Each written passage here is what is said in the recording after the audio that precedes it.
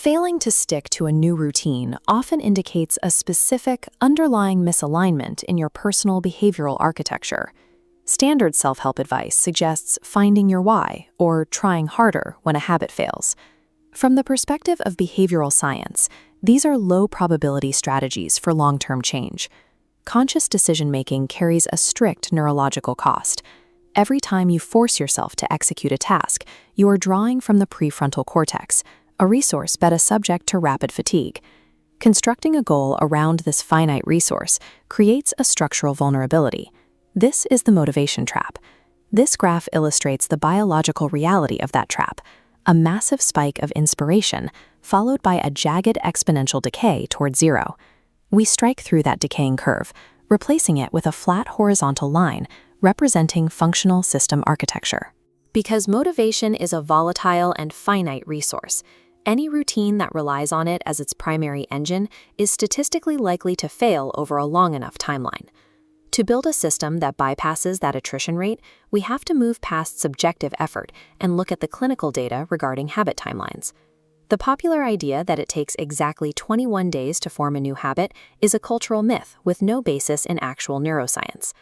To find the biological baseline, we look to Phillippa Lally's 2010 clinical study from the European Journal of Social Psychology. This scatterplot maps the actual temporal data from Lally's research. The 21-day fix shatters, reforming into a wide distributed bell curve. The variance reveals it takes anywhere from 18 to 254 days to wire a behavior. The clinical average for permanence is 66 days. That 66-day mark represents the threshold of automaticity. It is the point where a behavior no longer requires heavy activation in the prefrontal cortex. The critical question for system design is identifying the variable that allows some individuals to reach that threshold faster than others. The answer lies in Wendy Wood's research regarding spatial context at the University of Southern California. Wood's core finding isolates the mechanism of success.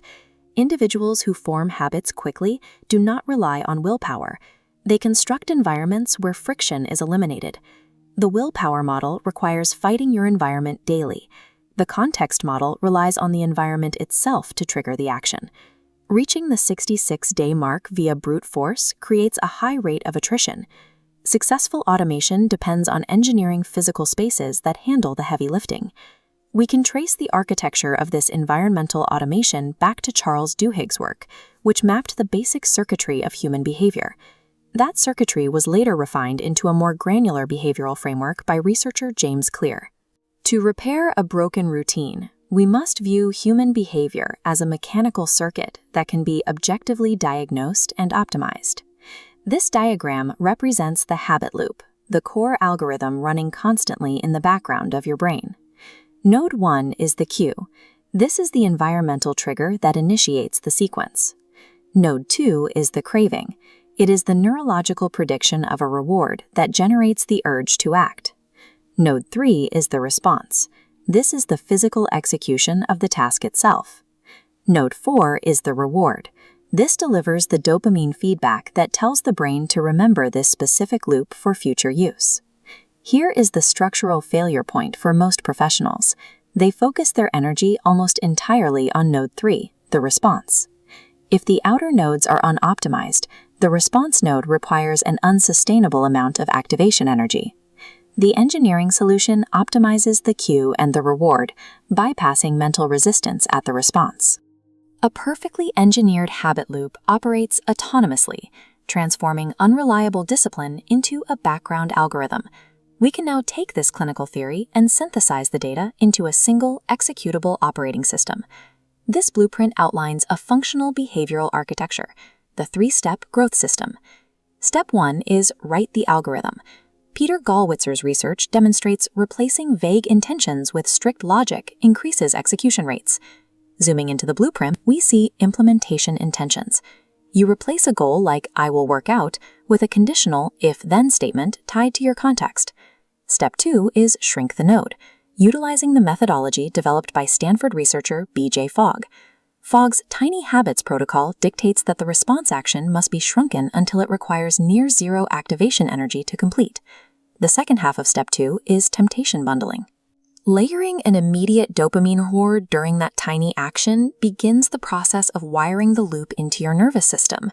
Step 3 is shift the identity architecture, drawing on James Clear's analysis of behavior change. Every repetition is a vote for a new identity. By tracking these small wins, you shift the internal framework of who you believe yourself to be. Combining these 3 steps replaces chaotic motivational swings with a predictable, resilient behavioral sequence. Do not wait for a feeling of motivation to hit you tomorrow morning. Motivation is too volatile a resource to serve as the foundation for the system. Select one single behavior you want to automate in your life right now.